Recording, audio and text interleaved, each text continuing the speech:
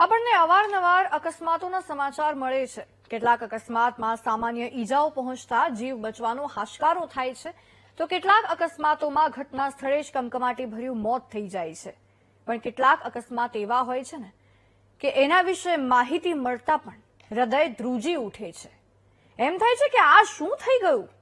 શું વાંક હતો એ લોકોનો કે આવું કરુણ મોત મળ્યું તેમને? એમના પરિવારનું હવે શું થશે? કેવો આઘાત લાગ્યો હશે એમને એમના સ્વજનોની આટલી ખરાબ હાલત જોઈને? જસદણના એક અકસ્માત વિશે તમને વાત કરવી છે।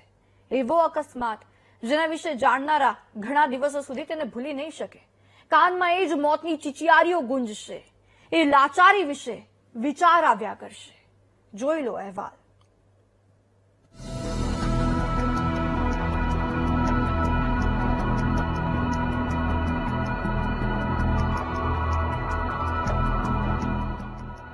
તારીખ 30 જાન્યુઆરી 2026 શુક્રવારનો એ દિવસ 3 પરિવાર માટે કાળો દિવસ બની ગયો। દ્રશ્યો તમારી સામે છે। ગાડીની પરિસ્થિતિ જોતા તમે કલ્પના કરી શકો છો કે કેટલો ગમખ્વાર અકસ્માત હશે। મોટા માંડવા અને મોટા દડવા ગામની વચ્ચે એક હ્યુન્ડાઈ ઓરા કાર પુલ નીચે ખાબકી અને પછી ભીષણ આગ લાગી ગઈ। દ્રશ્યો જો આગના। આગમાં એ મોતની ચીચિયારીઓ ખૂબ ગુંજી। વિડિયો લેનાર પણ લાચાર થઈને કોઈની મદદ ન કરી શક્યો, એવી ભીષણ એ આગ હતી।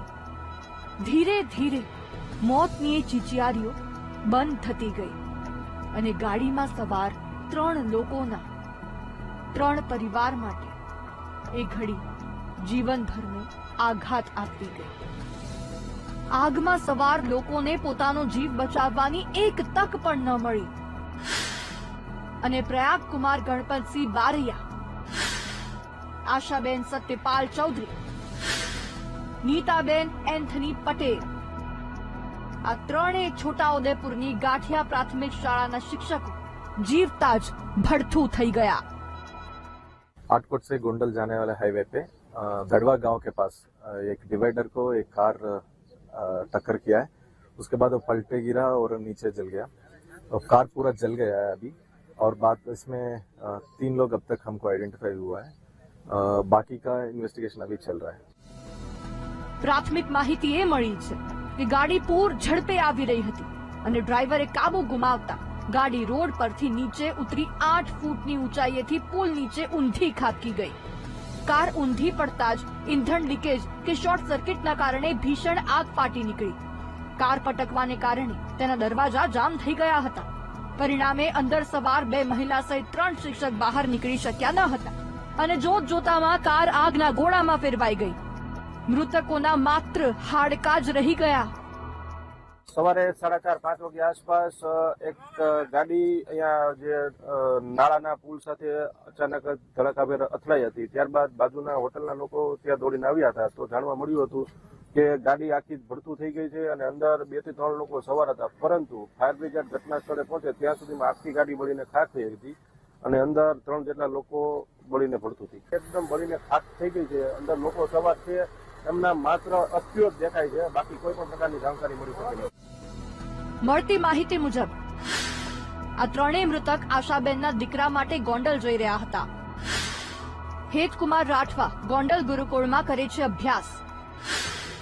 રાત્રે ગુરુકુળમાંથી ફોન આવ્યો, દીકરો બીમાર હોવાનું કહીને લઈ જવા કહ્યું। રાત હોવાથી આશાબેને નીતાબેનને સાથે આવવા કહ્યું। વાહનના અભાવે રૂપાચાર્ય પ્રયાગભાઈની ગાડીમાં જવાનું નક્કી કર્યું। જો કે આશાબેન પોતાના દીકરાને મળે એ પહેલા જ રસ્તામાં અકસ્માત થઈ ગયો અને બીમાર દીકરાએ માતૃછાયા ગુમાવી દીધી।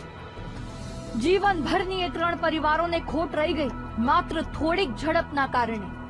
આ અકસ્માતના દ્રશ્યો હૃદય ધ્રુજી જાય તેવા છે, પણ એક શીખ એ પણ લેવાની છે કે જરાક મોડા પહોંચશો તો કંઈ મોટું નહીં થાય, પણ જલ્દી પહોંચવાની ઉતાવળે વધુ ગતિએ ગાડી ચલાવશો તો ભેગા યમરાજ દોડશે અને જીવ પણ જઈ શકે છે।